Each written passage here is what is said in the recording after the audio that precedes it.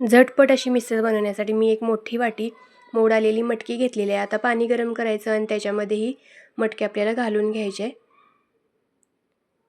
आता ह्याच्यामध्ये आपल्याला थोडीशी हळद घालायची आहे आणि थोडंसं मीठ घालायचं आहे आणि ही मटकी जी आहे ते आपल्याला 80 ते 90% शिजवून घ्यायचे। आता मसाल्यासाठी काय लागणार आहे तर अर्धी वाटी धने, पाव वाटी जिरे, त्याचबरोबर लवंगा 5-6, दालचिनीचा एक मोठा तुकडा, त्याचबरोबर इथं मी काळी मिरी एक 5-6 टाकलेले आहेत, त्याचबरोबर सुकं खोबरं मी इथे एक वाटी टाकलेली आहे।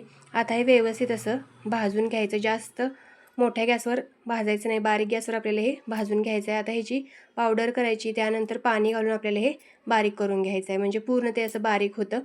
आता कढई घ्यायची, त्याच्यामध्ये थोडं जास्तच तेल टाकायचं, म्हणजे मिसळला कसं कट असला की ती खायला खूप छान लागते, त्यामुळे थोडं जास्त तेल वापरायचं। आता ह्याच्यामध्ये भरपूर असा कांदा टाकायचा। मी इथं 1 वाटी कांदा घातलेला आहे। आता तो लालसर होईपर्यंत परतवून घ्यायचा। तो परतवून झाला की ह्याच्यामध्येच आपल्याला आलं लसणाची पेस्ट, त्याचबरोबर कढीपत्त्याची पाने घालून घ्यायचे आहेत आणि तेही व्यवस्थित असं मिक्स करून घ्यायचं आहे।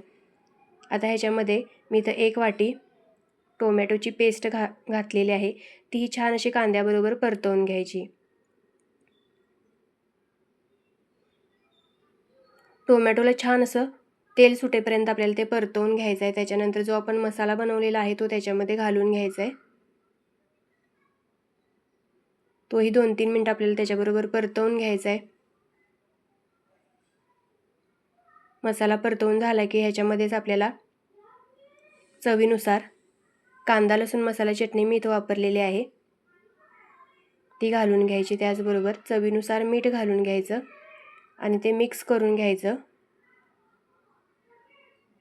आता ह्याच्यामध्ये थोडंसं पाणी घालून घ्यायचं, मसाला खाली लागू नये यासाठी, आणि झाकण लावून हा मसाला आपल्याला एक 5 मिनिटासाठी शिजवून घ्यायचा आहे। 5 मिनिटात हे बघा मस्त असा कट त्याला आलेला आहे आणि मसालाही छान असा शिजलेला आहे। आता जी मटकी आपण शिजवून घेतलेली आहे ती त्याच्यामध्ये घालून घ्यायची आणि व्यवस्थित अशी मिक्स करून घ्यायची। त्याचबरोबर ह्याच्यामध्ये आपल्याला गरजेनुसार पाणी घालून घ्यायचं आहे, बाकीचं कोणतं साहित्य ह्याच्यामध्ये घालायचं नाही। आणि याला उकळी आली की त्याच्यामध्ये भरपूर अशी कोथिंबीर टाकायची आणि हे व्यवस्थित असं मिक्स करून घ्यायचं।